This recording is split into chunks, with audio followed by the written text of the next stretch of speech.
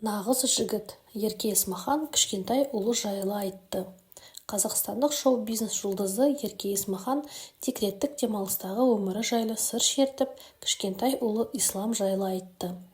Өнер иесі бүгінде өзіне күнделікті көмектесетін үй қызметшісі мен бала күтушісі бар екенін жеткізді. Ерке Есмахан Инстаграм желісінде оқырмандарын қызықтырған бірақ қатар сұрақтарға жауап берді.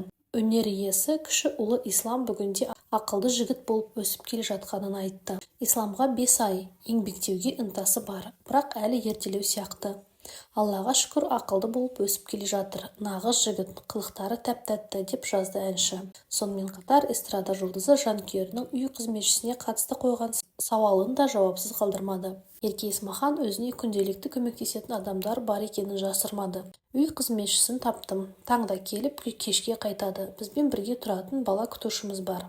Үшеуміз күнде отырып шәй ішіп, әңгімені жібереміз. Жақсы адамдардың барына шүкір деп жазды ол.